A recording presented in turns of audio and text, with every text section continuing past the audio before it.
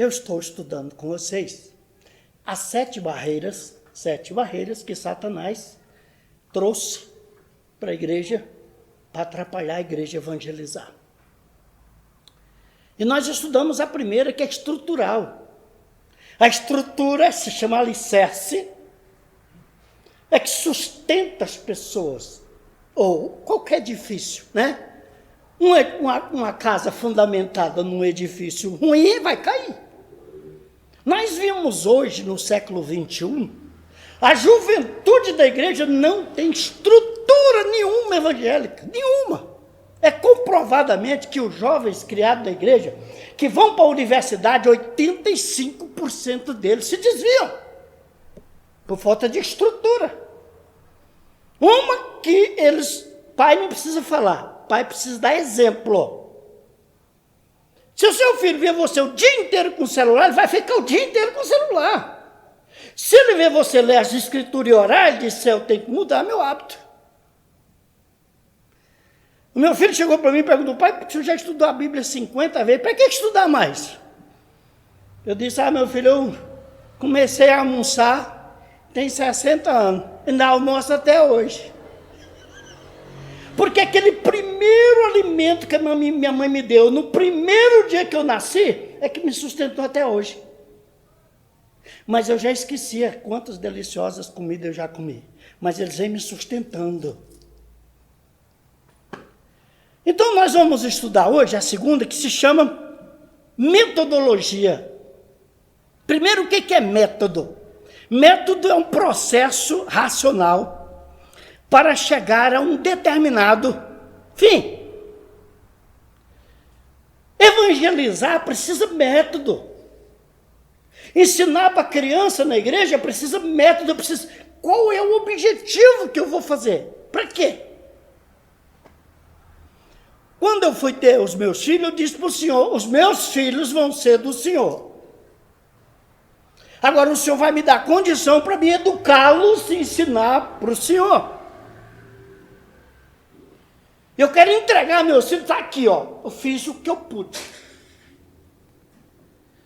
Agora, a metodologia, o que é metodologia? É a arte de dirigir o espírito na investigação da verdade. Eu preciso evangelizar com um método, ensinar a verdade. Como? Método, processo ou técnica para chegar ao conhecimento ou demonstração da verdade dos fatos a serem ensinados assim como eles são. Método é a maneira de se proceder para chegar a um conhecimento desejado. Nós não temos método. Você vai chamar as pessoas para ir na igreja? Não vão. Qual foi o método que você usou? O método, vamos na igreja. Não, você tem que ter uma estrutura para ver qual é a finalidade que você está chamando aquele indivíduo para ir a Jesus ou na igreja. A barreira teológica, a barreira que nós enfrentamos, metodológica, é um método que os profetas contemporâneos usam hoje, os pastores, evangelistas, missionários. Eles não entendem que você tem que se preocupar primeiro com a necessidade do pecador, não espiritual. É preciso que o evangelizando perceba quais as necessidades do evangelizado que ele tem no momento. A metodologia de Jesus, primeira coisa, ele pregava o evangelho? Não, ele solucionava o problema das pessoas e depois pregava o evangelho. Hoje não. É bem comum você chegar num lugar e as pessoas estão acusando o pecador da desgraça dele, você não vai na igreja, você não recebe Jesus, por isso que tu está assim. Não, não é não. Você não precisa falar isso para ele. Pecamos em levar um evangelho meramente moralista. Você sabe o que é um evangelho moralista e transformista? É aquele que você prega que você não vive. Às vezes nós temos até, eu fiz uma estatística uma vez numa cidade que eu morei, assim como de ter muitos crentes na década de 80, eu percebi que 95% dos crentes não pregam o evangelho, daqueles que eu estive com eles. E eu pergunto para você, por quê?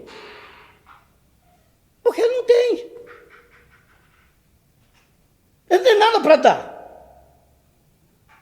Como é que eu vou dar para a pessoa aquilo que não tem? Chama moralista. Nós queremos transformar você, mas eu ainda não me transformei. Eu quero você honesto, mas ainda não sou.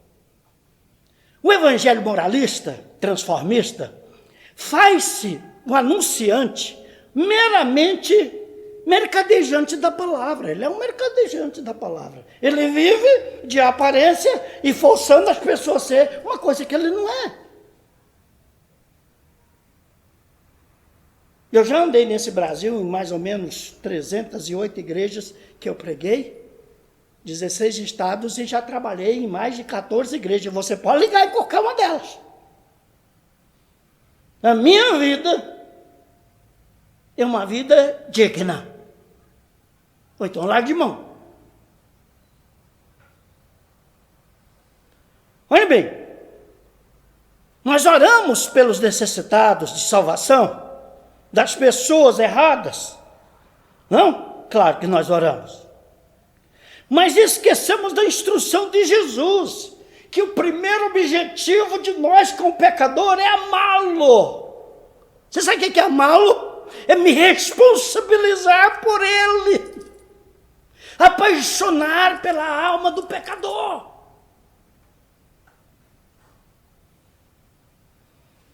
Você não apaixona. Você sabe por que chama paixão de Cristo? Sabe? Porque Jesus apaixonou por mim e morreu por mim. Paixão significa morte. Ele morreu por mim, apaixonado por mim.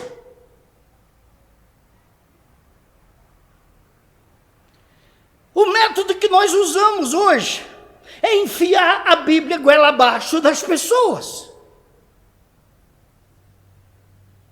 Ao invés de eu chegar para o indivíduo e procurar se ele precisa de mim, o que eu posso fazer por ele, para ele sentir que eu amo e que ele é amado, ele vai me dar atenção. Esse texto que nós lemos aqui de Lucas, o cego de Jericó. Senhor, e a turma cala a boca, disse, Senhor, cala a boca. Ele gritava mais, o Senhor parou, deixa-me lá. O que você quer que eu te faça? Que eu torne ver. Então você me segue, vai para a igreja, vai lá e arrepende, vai ser batizado, aí eu vou curar você. Jesus não falou isso.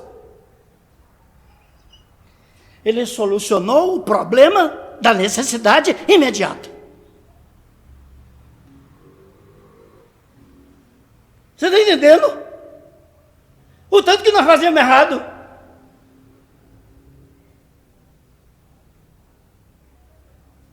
Poucas pessoas sabem disso. Que o pecador, ele está no mundo desvairado, perdido. O que devemos ministrar ao pecador antes de pregar o evangelho para ele? Olha, nós conhecemos que esse pecador, sem Cristo, ele está perdido, sem paz, infeliz, miserável, conturbado, cheio de demônios, está sem Cristo.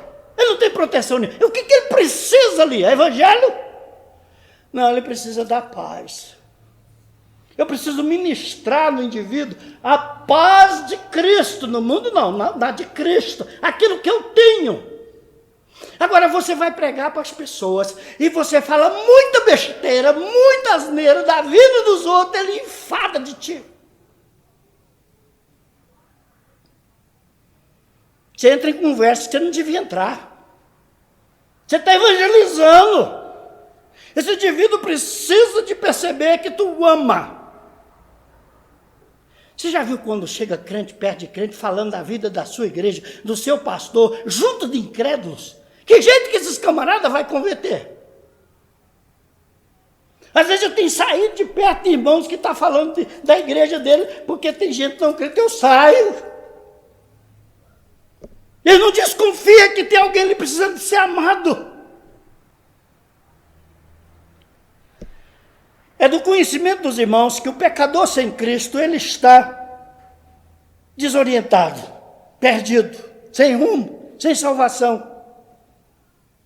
Disso todos nós sabemos. A paz a ser ministrada ao pecador, porque ele tem conflito de várias áreas. Ele tem conflito familiar, ele tem conflito financeiro, ele tem conflito moral, ele tem conflito religioso, ele tem conflito empregatício, ele tem conflito em tudo na criação de filho, ele tem conflito em tudo. E ele não tem o Cristo que nós temos, então eu tenho que ministrar sobre ele aquela paz que eu tenho com Jesus. Por isso, quando Jesus entra, os discípulos estavam perturbados, lembra? Quando estava todo mundo preso, qual foi a coisa que ele falou? Paz seja convosco. Eu vou ministrar para vocês calmar. Nós queremos enfiar o evangelho goela abaixo. Satanás pôs na igreja o seguinte: fala de Jesus. Se ele não quiser ouvir, continua falando. Não é verdade. Por que você não ora para essa língua cair? Aí você fala só por gesto. Jesus, salva. Eu tenho uma folha de visitação, ética da visitação. Um dia eu vou passar para vocês como é que se visita. Você vai visitar uma pessoa, você não pode deixar que ele te seduza a entrar na conversa errada que ele vai pôr na sua boca. Primeira coisa, o que você acha da igreja fulano de tal? Ah, que lá parece que é o demônio. Você já saiu da linha. Você disse, olha, eu não vim cá orar contigo, não vim falar disso. Mas nós queremos mostrar que sabemos demais. Nós somos sabidão. Vamos ministrar ao pecador a paz que ele tanto precisa. Porque ele tem várias doenças. Ele precisa de um amigo. Você está vendo, vocês podem ir nas igrejas que os crentes não levam visita na igreja. Você sabe por quê? Porque não tem amizade. Crente não tem amigo. Porque você não leva um desconhecido, você leva amigo. Então você nunca levou porque você não tem amigo. Você tem colega de rua, de escola, de universidade, de trabalho, mas amigo você não tem. Porque um amigo, ele envolve com o outro. Né? Ele ensina o outro. Olhem bem. Como é que vamos supor, se um pecador, ele está precisando de alimentação na casa dele, tu vai lá pregar o evangelho para ele vai te ouvir como? Com a barriga vazia. Eu já vi gente no hospital, o indivíduo está doente, e o outro só com o dedo, isso aí é Deus pesando a mão em você, você precisa converter. Ah, se eu fosse Jesus, eu sapecava aquele crente ali. Quem mandou você fazer esse tipo de pregação? Você abraçar o enfermo e orar, disse, meu irmão, conte comigo. Conte comigo, você vai sair desta. Posso orar contigo? Pode. Só fala assim, Senhor, abençoe essa vida em nome de Jesus. Vai embora, você vai falar tanta besteira na oração. Então, melhor você só pôr a benção ali, ó.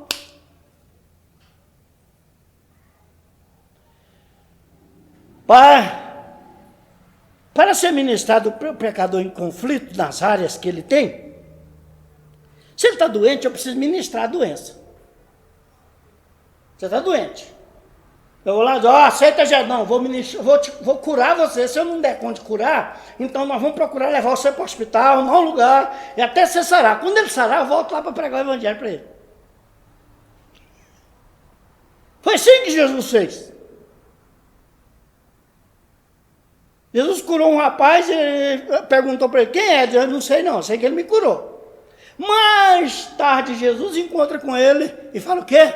Veja que não vá, para não suceder pior, então você conserte. Depois que ele tinha sarado. Se o indivíduo está com fome, vamos arrumar uma comida para ele. Que ele vai me ouvir. Mas com a barriga vazia, eu já contei aqui a história de um irmão presbítero meu da igreja que eu trabalhei, foi em Goiânia, e ele foi pregar com um homem de rua, e o homem de rua sentado lá, pregar, e falou, olha, eu não quero pregar, ouvir você pregar evangelho para mim não, eu estou com fome, cara. E o presbítero olhou assim, pronto. Aí tinha um vendedor de comida, ele foi lá, fez uma marmiteca e trouxe, está aqui a comida. Ele comeu, trouxe um guaranazinho, comeu, falou, agora eu posso te ouvir.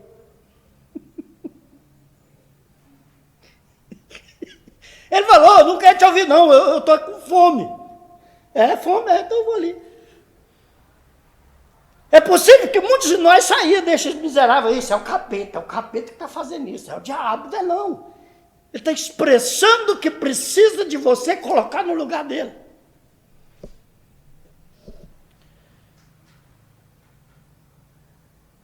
Se a pessoa acaba tendo um problema na família, né? Todos nós temos problema familiar. Nós temos problema com a mulher, temos problema com o filho, temos problema com o sogro, com sogra, com o cunhado, com o parente. Acho que parente não é bênção, é castigo. Nós temos problema com tudo. Agora você vai na casa do indivíduo com um problema, vai procurar especular a vida dele. Não, moço, deixa ele contar. Se ele não contar, não entra não. Disse, eu vim só orar com você.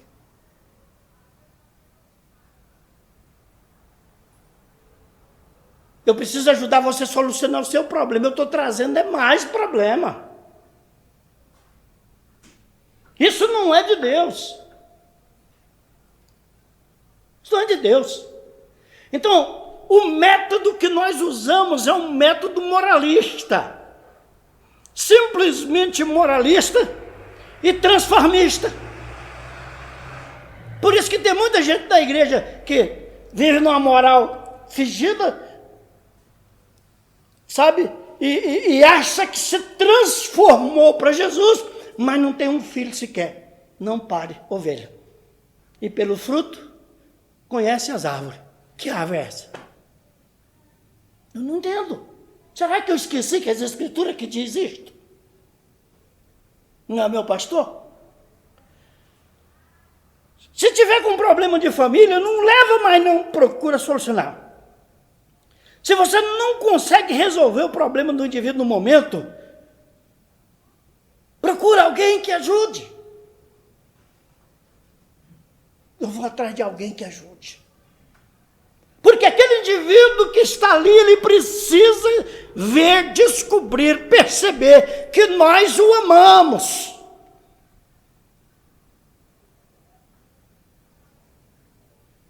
Não, eu vou na casa dele de vez em quando, eu falo de Jesus de vez em quando. Você não mostra amor. Você sabe o que é amor? Não é abraço, não é beijo, não é sexo, não é carinho. Amor é a responsabilidade de um eu para com o tu. Se você não responsabilizar por aquilo que diz que tu ama, você não é verdadeiramente. Porque Deus amou o mundo de tal maneira que deu o quê? Ele responsabilizou por nós que deu um filho para morrer no meu lugar. Isso é amor. Amor não é aceitar meu pecado, aceitar meus erros, não. Passar a mão na minha cabeça, achar que Deus é bonzinho, não faz nada, isso não é amor, isso é desleixo. Por isso, em Apocalipse, Deus disse, eu disciplino quantos eu amo. Você sabe o que é disciplina? Disciplina é correção. É para fazer, e a disciplina dói. Muitas vezes faz a gente chorar. Se você não disciplina seus filhos, você não ama, você simplesmente está empurrando eles para sabe lá o que ser no futuro. Você não disciplinou. Não. Eu tenho um parente por aí que ele diz assim, não, menino é novo, ele tem 5 anos, sabe o que ele está fazendo? Não, está batendo todo mundo dentro de casa. Você não sabe? Se a Bíblia diz que é para corrigir a criança, não é adolescente não, aí o cipó quebra. Passou da hora, você só tem até 6 anos, 7 anos para educar um filho. Passou daí, acabou. Você vai chorar amargamente lá no futuro, dizer, por que eu não fiz? Por quê? Porque não ouviu a palavra de Deus. Meus amados irmãos, queridos, se não resolvemos os seus problemas no momento, pelo menos tentar ajudar para o pecador ter observância de que você o ama, quer vê-lo bem. Porque o pecador hoje, no século XXI, ele não confia mais em igreja nenhuma, em crente nenhum. Porque nós estamos numa mistura de gente à toa no meio da igreja, de gente falso, fingido, desonesto, que dá dó. Pastores que estão prostituindo, bebendo, fazendo proezas no nome dele, e está tudo achando que é de Deus.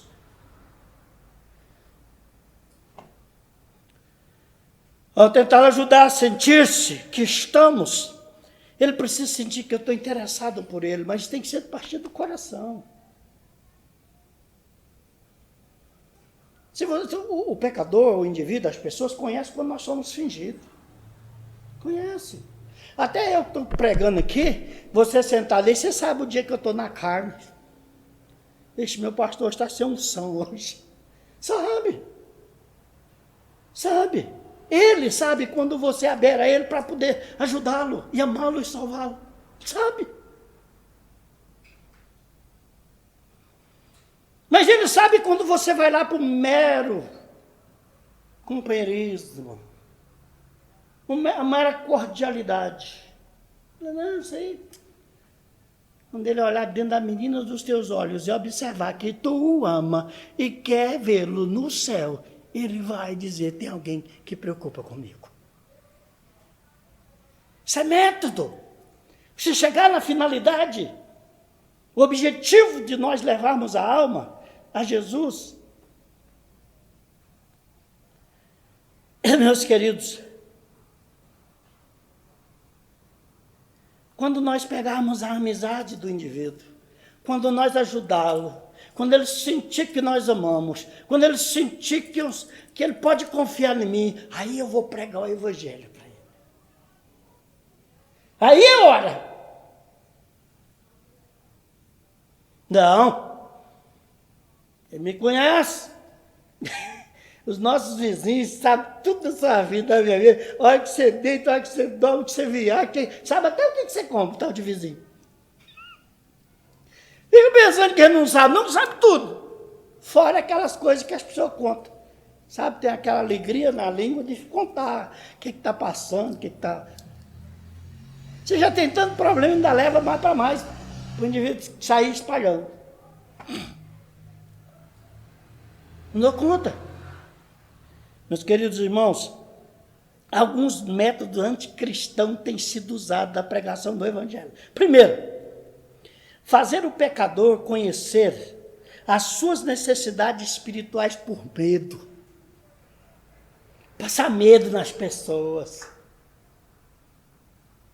Desse jeito tu vai para o inferno. Oh, que coragem dessa. Que palavra linda que você me deu. Obrigado, irmão. Some daqui. Na pressão. Irmão, liga todo dia para o outro. Não, se dispõe a ajudá-lo. Carregar a cruz, o peso. Sabe? Pressão, agressão. Já vi gente agredir o outro, discutir religião, porque o outro veio no contradito. Esse comunismo que rola no mundo desde 1917 colocou na nossa mente, você e eu, que nós não suportamos o contraditório. A igreja está assim. Se você é contra o fulano, ele fica nervoso, porque ele quer que você faça o que ele quer. Nós não suportamos o contraditório. Se o pecador tem que engolir tudo. Isso é comunismo, é doutrinação. Você tem que ter respeito. Se o outro te feriu, te machucou, engula, porque você é cristão. Não sai falando para os outros, porque você não suportou o contraditório. Você queria que pensasse igual a você. Quando falaram assim, Jesus recarregando a cruz, chegou lá no Pilatos, você é o Cristo, Filho de Deus. Ele disse, você que está falando isso. Tu dizes. Se fosse nós, eu sou, mato vocês a hora que eu quero, eu tenho poder absurdo.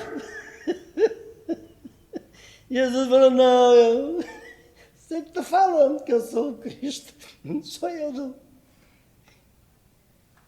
São métodos para chegar a um objetivo de salvação aqui, ó.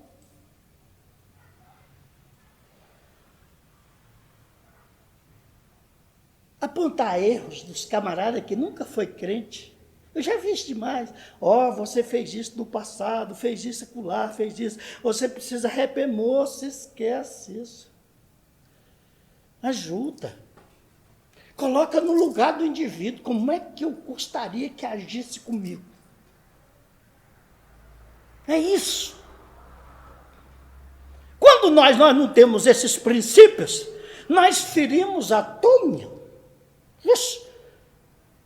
Chamamos quem é honesto de doido, de maluco, porque eu, na minha loucura silenciosa, eu prefiro ficar camuflado. Depois de explicarmos para o pecador, com o exemplo de Cristo da nossa vida, aí então nós vamos anunciar o Evangelho para ele. Agora eu vou anunciar o Evangelho. Eu mostrei para ele o Cristo que me ensinou. Me deu um método que eu preciso amá-lo, eu preciso servi-lo, eu preciso solucionar o problema do pecador para depois pregar o Evangelho. Você já viu a igreja fazer beneficência? Um dia um colega meu, pastor, ligou, olha, eu tenho aqui no meu caixa aqui 75 mil reais. No mês que vem passa de 100 mil. Certo? Que bom. E tantas almas morrendo sem Cristo, tu vai enfiar esse dinheiro aonde? Meu irmão, você sabe disso. A igreja não é para ter dinheiro em caixa. É para empregar em vidas. Se gabando que tinha lá quase 100 mil reais de caixa. Você tem esse tanto de dinheiro. E aqueles crentes que tem lá na tua igreja passando necessidade de... Aquela irmãzinha lá não pagou aluguel, a energia dela ainda. E você gabando que tem 100 mil reais. Não dou conta, não. Isso é um método infernal. Isso não é método do céu. Jesus, ele abençoava as pessoas primeiro, para depois pregar o Evangelho. Eu vou ler alguns textos para os irmãos aqui. Observe. Em Tiago, capítulo 2, versículo 12, ele diz, falai de tal maneira, e de tal maneira procedei, como aquele que vai julgar, e ser julgado pela lei da liberdade. O que Tiago está dizendo? Não fala daquilo que você não tem. Você fala e procede do jeitinho que você fala. Nós temos muitos moralistas querendo dar lição de moral nas pessoas e não tem nada a oferecer. Eu falo para você, eu não aceito não. E falo para você, não aceito.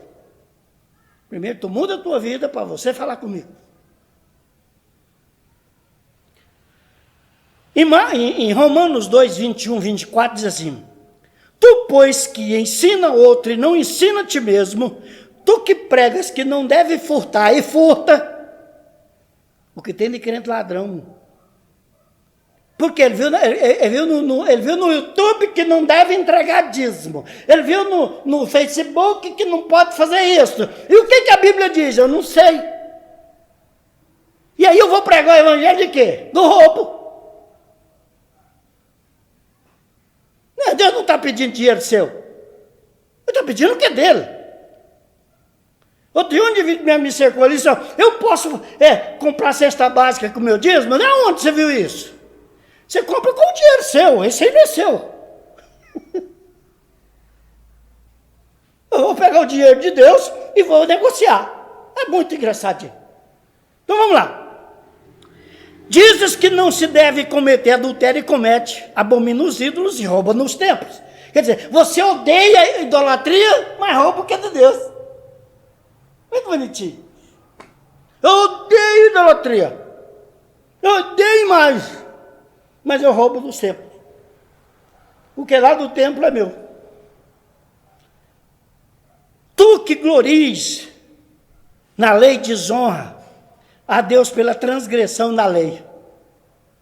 Eu cheguei na cidade do Pará, a primeira coisa que eu fiz foi levar a igreja para o meio da rua para ensinar as pessoas a respeitar a faixa de pedestre. Ninguém quase morrendo. Lá na cidade, ninguém usa capacete, ninguém faz nada. Tudo lá é à vontade. Eu fui ensinar a igreja não transgredir a lei para não aborrecer Deus. Aí um dia eu estava de moto, parei num semáforo, chegou um rapazinho de uma igreja evangélica lá, disse, pastor, encosta aqui, eu quero conversar com o senhor. Diz que o senhor proíbe as pessoas não andar de capacete. O senhor fala para eles não andar? Diz, falo. Por quê? É lei. De manhã eu estou debaixo da graça, pastor. Diz, você está debaixo da desgraça. Você está usando a graça para poder viver em pecado. É lei. É benefício nosso. E tinha uma blitz assim logo de baixo. Você quer ver o quanto você está fora da graça? Vamos nós dois passar lá naquela blitz? Você vai correr de lá.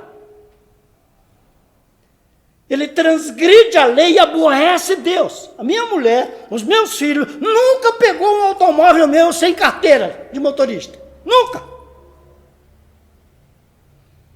Um tem 19 anos. Vai tirar esse ano. O outro, enquanto deu 18 anos, interessante, uma historinha do meu menino, que ele foi tirar a carteira com 18 anos. Aí o camarada lá da autoescola falou assim, Samuel, traz aí o meu carro. Ele, não sei dirigir não. 18 anos você não sabe disso. Por quê? É porque meu pai disse que não vai entregar filho podre para a sociedade. Cheio de sujeira e pecado e transgressão. Seu pai falou isso? Falou. Ele me ligou na hora. Já viu aquele provérbio? Fala-se muito em deixar um mundo melhor para os nossos filhos, mas poucos falam em deixar bons filhos para o mundo. Cria de qualquer jeito.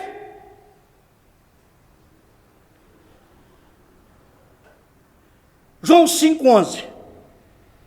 Ao que ele respondeu, ao mesmo que me curou, disse, toma o teu leite e anda. E perguntaram, quem é o homem que disse, toma o teu leite e anda? Mas o que fora curado não sabia quem era, porque Jesus não havia retirado, por haver muita gente naquele lugar. Mais tarde, encontrou Jesus no templo e disse, já que estás curado, não peques mais, para que não te suceda pior.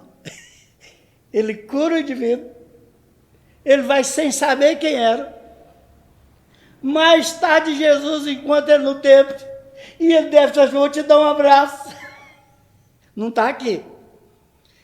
Ele disse, olha, cuidado. Ali ele prega o evangelho. O método de Jesus é solucionar a necessidade do pecador para pregar o evangelho. Você tem visto isso?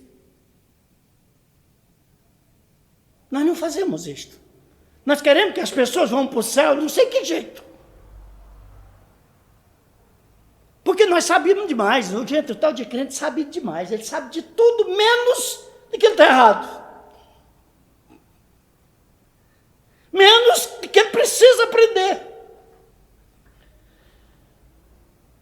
Para encerrar, Marcos 1,40. Aproximou-se dele um leproso, rogando-lhe de joelho: se quiser, pode curar-me, purificar-me. E Jesus, prontamente compadecido, estendeu a mão, tocou-lhe e disse: quero, fica limpo. No mesmo instante, desapareceu a lepra e ele ficou limpo. Ele não queria, não era limpeza? Ele não foi ali atrás de salvação.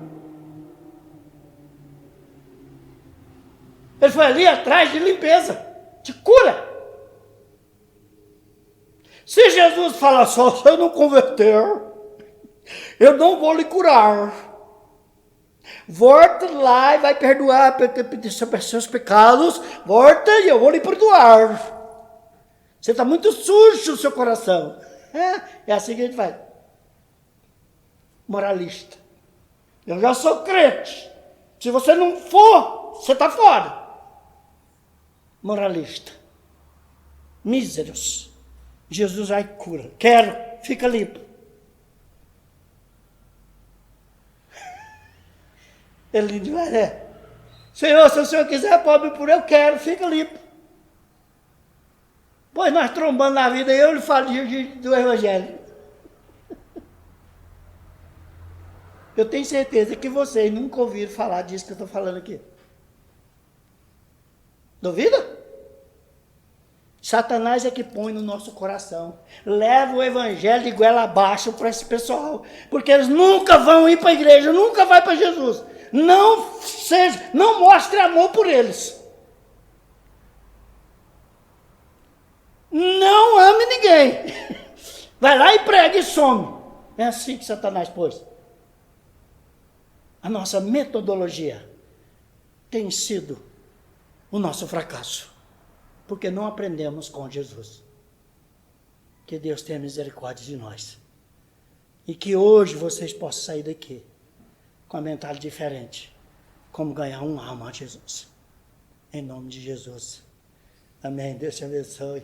Mas nunca é tarde, não. Sai da escuridão.